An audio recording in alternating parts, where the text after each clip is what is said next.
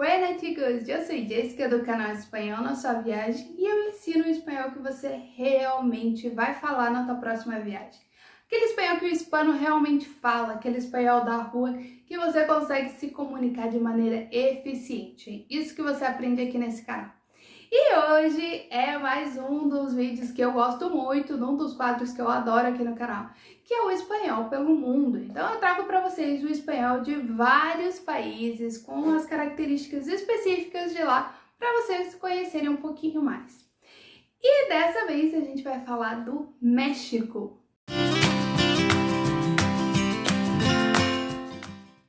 O espanhol do México é muito peculiar, é muito característico esse espanhol mexicano, porque eles usam muitas gírias muito específicas, que você só vai encontrar no México, que você só vai escutar de um mexicano.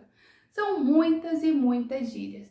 Eu até sempre falo para um amigo meu que é lá do México que a cada 10 palavras que eles falam, 11 é gíria. Porque eles usam demais, muitas gírias mesmo. E um montão de majaderias, então eles usam muitos palavrões também lá no meio, que a gente, na hora que aquele primeiro impacto a gente estranha, até às vezes fica na dúvida, será que eu estudei mesmo espanhol, tem muita gíria aqui no meio, eu acho que eu não sei nada e já se desespera. Mas vamos com calma que aqui vocês vão conhecer um pouco mais desse espanhol mexicano. E para começar, a gente tem que lembrar que lá no México eles têm duas grandes influências dentro do espanhol, que são os diversos dialetos, diversas línguas indígenas que existem dentro do país e os Estados Unidos, que está ali pertinho fazendo fronteira. Então eles têm muita influência desses dialetos indígenas que tem várias palavras dentro do idioma, dentro do espanhol do México, que só existem lá, vários tipos de comidas, alguns pontos turísticos, que acabam sendo parte dessa cultura indígena que é tão forte lá dentro do México. E o outro ponto é a proximidade com os Estados Unidos, então eles usam muitas palavras em inglês, muitas. E muitas vezes eles misturam e acabam criando uma palavra nova, ou então pega a palavra em inglês e simplesmente lê como se fosse em espanhol. Isso também acontece bastante por lá.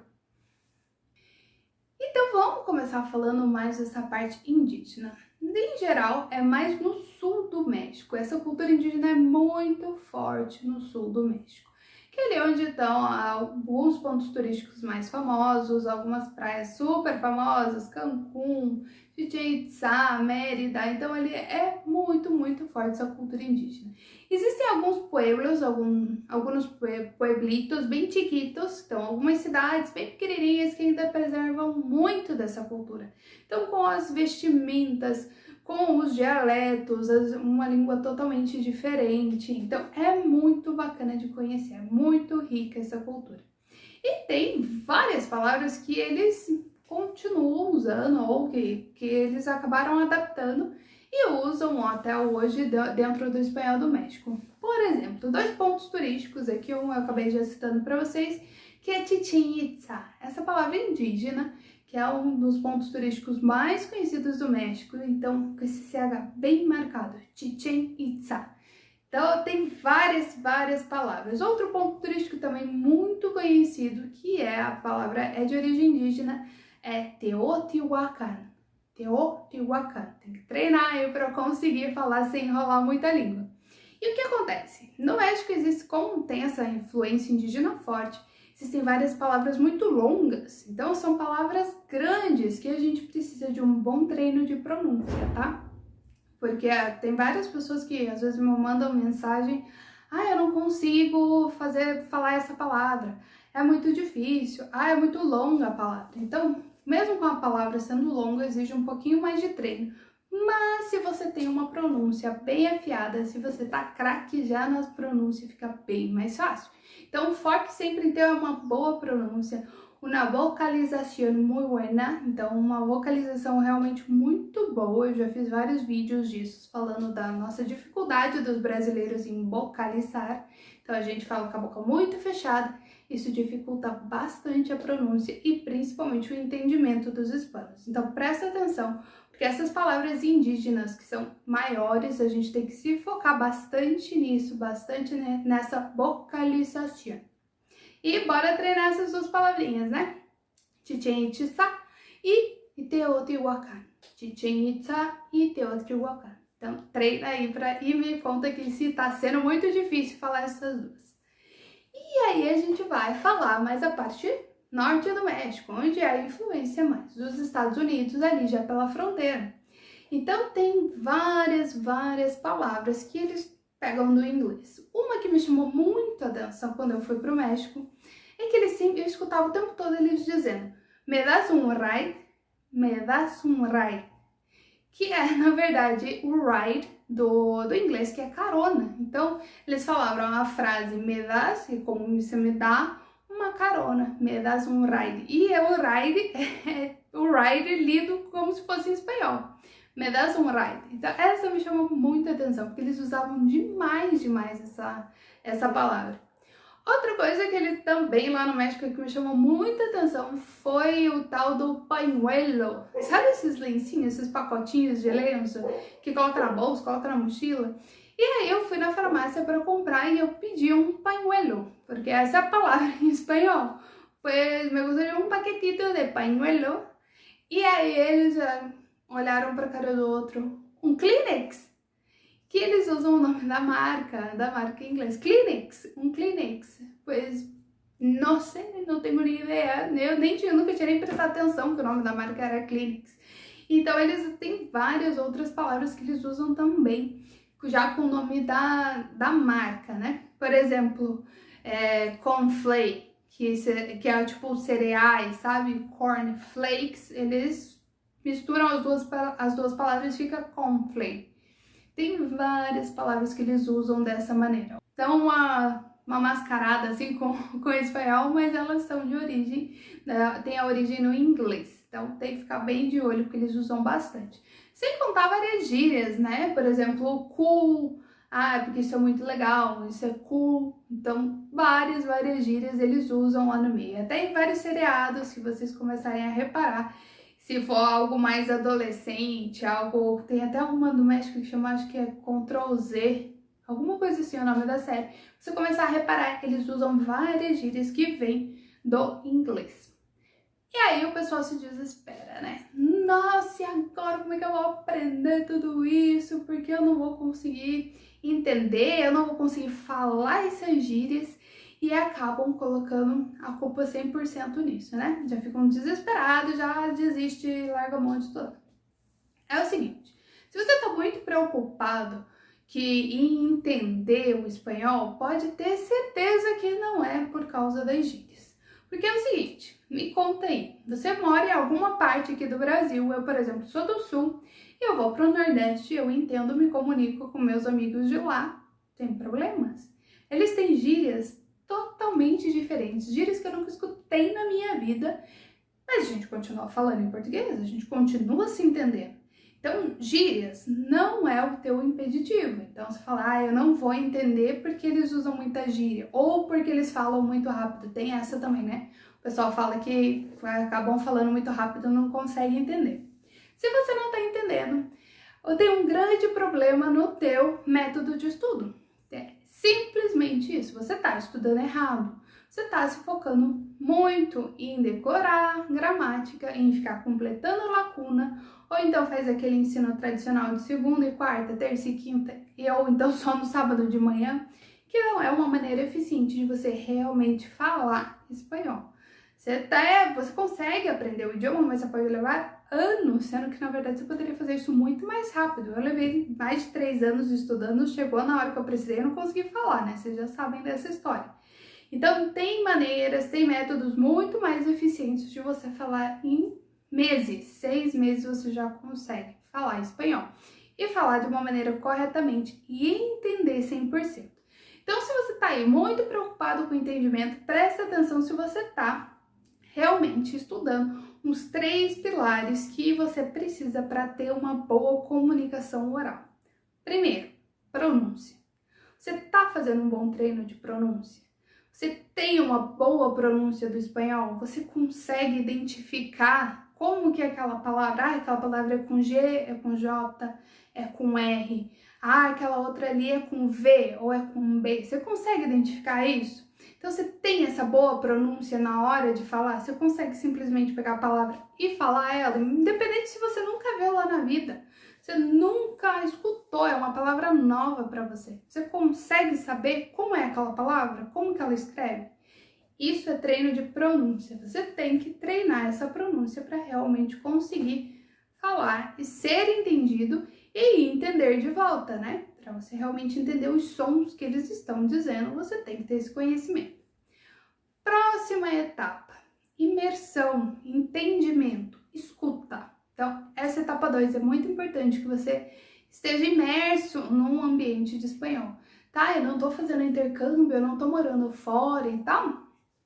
Ok, você pode criar tua bolha de imersão, que eu gosto de chamar, aqui mesmo. Então, cria a tua bolha de imersão, coloque playlist, se force estar em contato com o espanhol. E isso aos poucos vai afiando o teu entendimento, a tua escuta do idioma. Isso facilita muito na hora de você se comunicar. Fica muito mais fácil de você entender ele. E isso não tem nada a ver com gírias, porque as gírias você pode perguntar, isso vai ser diferente de país para país. Você não vai ter que saber as gírias da Argentina, do Chile, do México, da Espanha, 21 países para você conhecer gíria. Não é assim que funciona. Você tem que ter um bom espanhol e aos poucos você vai agregando essas gírias no teu vocabulário da maneira que você quer se expressar. Isso que eu acho mais legal. Por exemplo, eu sou uma pessoa que no português usa muita gíria, então as gírias para mim fazem falta.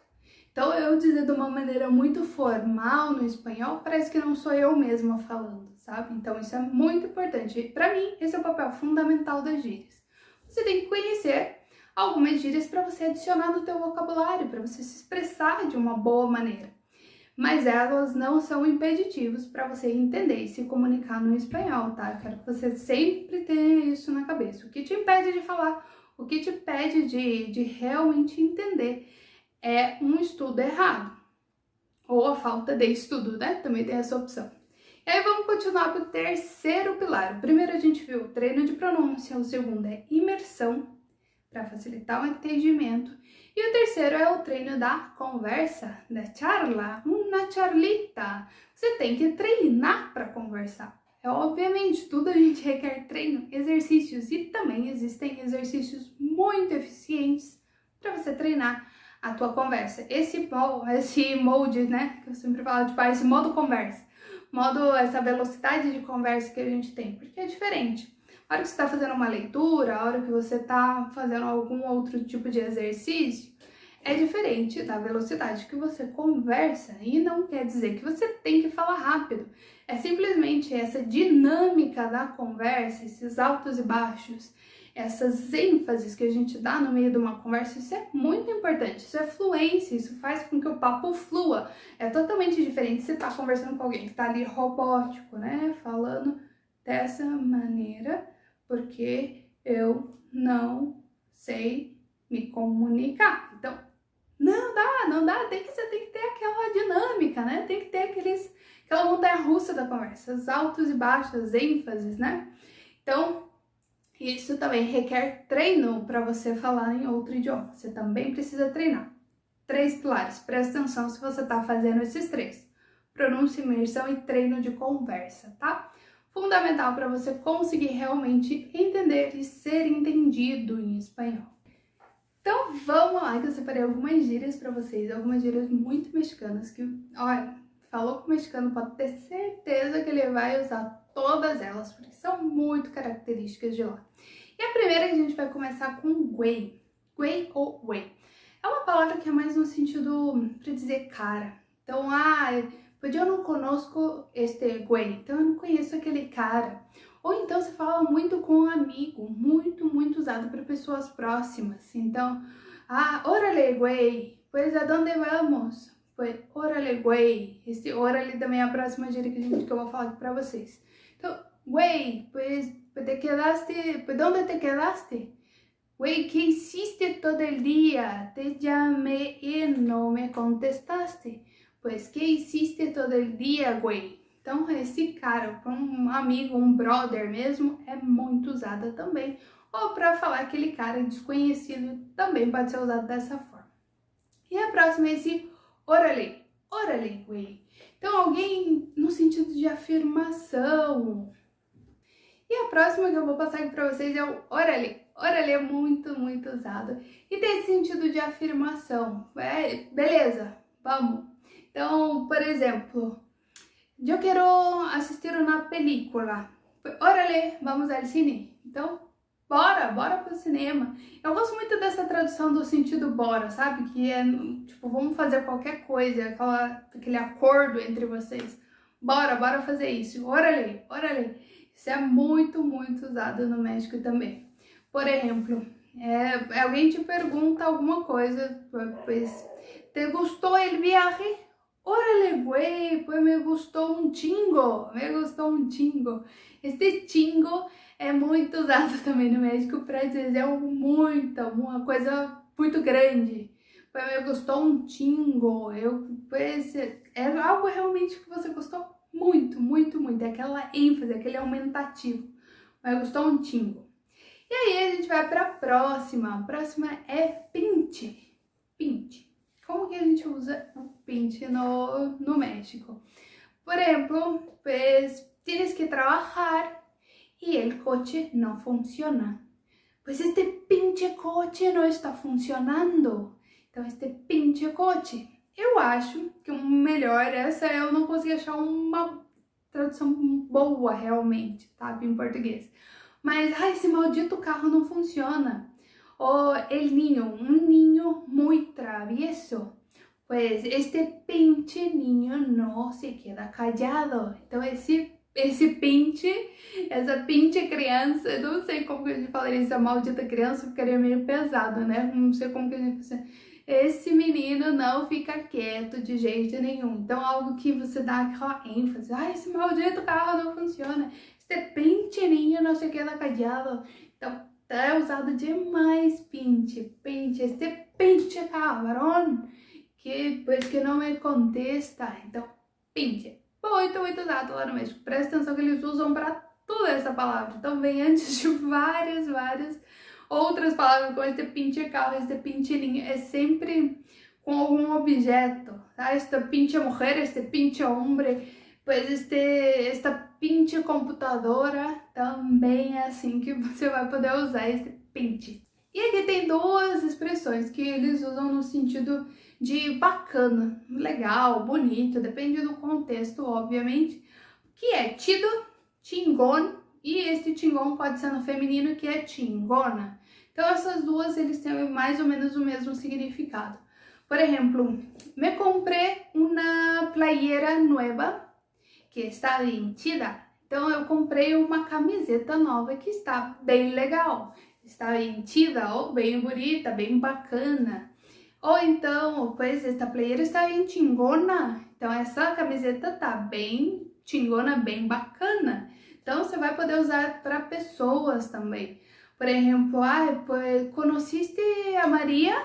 Pues é uma niña muito chingona. Então, você conheceu a Maria, é uma mulher, uma menina bem bacana. Então, pode ser usado para objetos ou pode ser usado para pessoas também.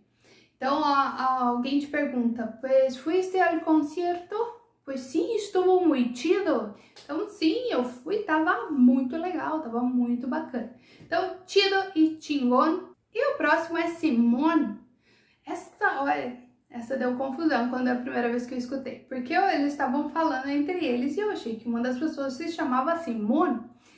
E não, eles usam de uma maneira bem diferente. É do tipo, como você vai concordar com alguma coisa. Claro que sim, claro que sim. Por exemplo, deixa eu pensar num exemplo aqui. Por exemplo, ¿quieres salir por unos tragos? Simón, carnal. Simón, güey. Carnal também é do tipo de carnal mesmo, tipo meu brother. Carnal. E esse Simón, assim, beleza, claro que vamos. Então, quando você concorda com muita ênfase, com muito, sabe, com muita energia, claro que vamos. Não é simplesmente sim, vamos. É Simón, vámonos. Então, isso é bem diferente, tá? Tem essa energia mais presente quando você tá falando com o Simone. E é nada a ver com o nome de pessoa. Sei lá, eu achei que era tipo um Simon da vida, alguma coisa assim. E na primeira vez foi bem estranho, fiquei bem sem entender o que estava acontecendo. E daí você, o que que você faz quando você não entende? Pergunta, né? Pois que significa Simone? Daí que me explicaram exatamente como usar e como eles usavam lá no México. E para finalizar, duas expressões usadas para surpresa. Pode ser uma surpresa boa ou pode ser uma surpresa ruim, tanto faz, você vai usar as duas. Que é no manches ou no mames. As duas são usadas demais no México. Então, por exemplo, a pessoa, pues me comprei um coche, ¿tu crees? No manches, güey, no te creo, no te compraste um coche, não é verdade. Então, esse sentido tipo, até parece, ou não acredito, é sério mesmo. Então, a gente no português tem várias outras formas de dizer, né? Tipo, não acredito nisso, quando é algo muito ruim. Por exemplo, ai, pues mi mamá no se siente bien, no sé qué pasó. No mames, güey, ¿qué ha pasado con ella? Pues está enferma. Tipo, não brinca, cara, é algo mais sério, sabe? Agora, quando é algo que você tá super comemorando, que é algo bom, não manches, güey, pues tienes um pinche coche. Então, eles usam demais, demais, demais. Esse não manches ou não mames. Então, eles significam as mesmas coisas, usadas na mesma situação. Pode ser um, pode ser o outro. E aí, vamos falar dos usos dessas gírias. Você tem que saber usar? Você tem que usar cada uma delas? Não necessariamente. Você usa a gíria para deixar o teu vocabulário mais natural, de uma maneira que apareça mais com você. Eu uso gírias em espanhol, uso algumas gírias que eu aprendi na Espanha. Por exemplo, algo legal eu falo sempre guai. Mas algo que é bem bacana também eu posso usar no sentido de chingon. Chingon é uma palavra que eu uso também. Então, depende, você vai assimilando essas gírias. Você não tem que necessariamente saber usar tudo ou querer usar tudo.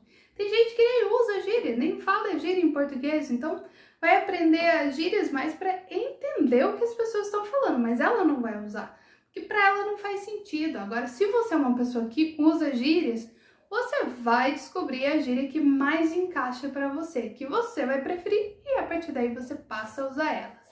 E esse foi mais um vídeo de hoje falando do espanhol do México. Muito bacana aqui para você ter várias dicas de palavras de como usar e como é esse espanhol de lá, que é tão peculiar, que é tão característico. Então, a gente se vê no próximo vídeo. Até a próxima!